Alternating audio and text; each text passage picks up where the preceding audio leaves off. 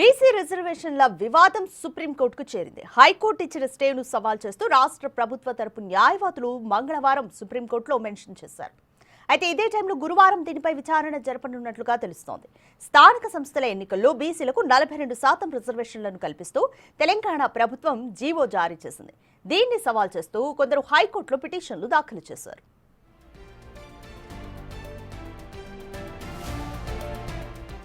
వీటిపై విచారణ జరిపిన హైకోర్టు బీసీలకు రిజర్వేషన్లను కల్పిస్తూ రాష్ట్ర ప్రభుత్వం జారీ చేసిన జీవోపై స్టే జారీ చేసింది. అయితే పాత పద్ధతిలో స్థానిక సంస్థల ఎన్నికలు జరుపుకోవచ్చని పేర్కొంది. బీసీలకు రిజర్వేషన్లు కల్పిస్తూ జారీ చేసిన జీవోపై హైకోర్టు విధించిన స్టేను సవాల్ చేస్తూ రాష్ట్ర సర్కార్ సుప్రీంకోర్టులో మంగళవారం పిటిషన్ దాఖలు చేసింది. హైకోర్టు విధించిన స్టేను తొలగించాలంటూ పేర్కొంది. ఈ వారంలోనే విచారణ జరపాలని అభ్యర్థించింది.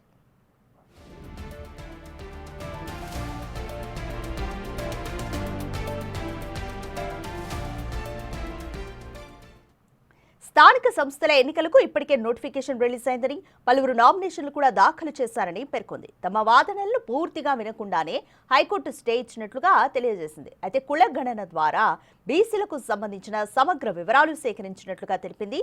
కమిషన్ అధ్యయనం తర్వాతనే రిజర్వేషన్ల శాతాన్ని నిర్ణయించినట్లుగా తెలిపింది.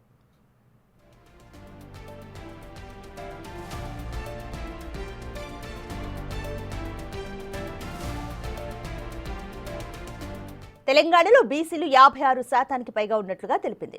జనాభా నిష్పత్తి ప్రకారమే 42% రిజర్వేషన్లు కల్పిస్తున్నట్లుగా తెలిపింది. ఈ పిటిషన్ను మంగళవారం రాష్ట్ర ప్రభుత్వ తరపు న్యాయవాదులు సుప్రీంకోర్టు రిజిస్ట్రార్ వద్ద మెన్షన్ చేశారు. ఈ నెల 16 లేదా 17వ తేదీన పిటిషన్ను విచారణకు తీసుకోవాలని విజ్ఞప్తి చేశారు. సుప్రీంకోర్టు చీఫ్ జస్టిస్ అనుమతి తీసుకున్న తర్వాత లిస్ట్ చేయనున్నట్లుగా రిజిస్ట్రార్ తెలిపారు.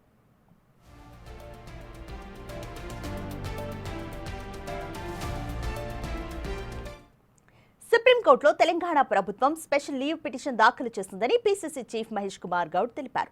మంగళవారం ఆయన ఢిల్లీలో సీనియర్ అడ్వకేట్ అభిషేక్ సింఘ్వీతో భేటీ అయ్యారు. గురువారం సుప్రీంకోర్టులో కేసు విచారణకు రావచ్చన్నారు.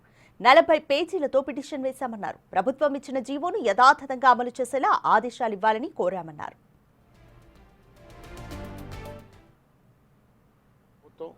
అదేవిధంగా కాంగ్రెస్ పార్టీ నిన్న సుప్రీంకోర్టులో హైకోర్టు ఇచ్చినటువంటి స్టేని ఆర్డర్ని ఛాలెంజ్ చేస్తూ స్పెషల్ లీవ్ పిటిషన్ దాఖలు చేయడం జరిగింది.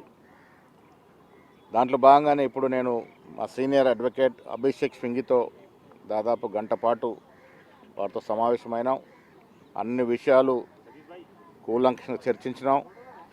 ఇది గురువారానికి మా అడ్వకేట్స్ మా న్యాయవాదులందరూ కూడా గురువారం వరకు వస్తుందని ఆశాభావం వ్యక్తం చేస్తూ ఉన్నాం. న్యాయం జరుగుద్దని ఆశిస్తూ ఉన్నాం. అన్ని కోణాల నుంచి ఎన్నికల ముందు ఇచ్చినటువంటి మా వాగ్దానం నిలుపుకునే విధంగా రాష్ట్ర అసెంబ్లీలో 2 చట్టాలు చేసినప్పుడు అన్ని పార్టీలు ఏకమై దానికి మద్దతు పలికినాయి.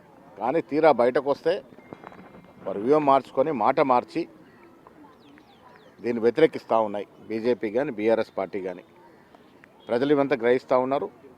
మేము మాత్రం ఎక్కడ కూడా వెనక్కి తగ్గకుండా 42% రిజర్వేషన్ తెచ్చుకొని తీరాల్సిందనే ధ్యేయంతో ఇవాళ సుప్రీంకోర్టు తలుపులు తట్టినాం.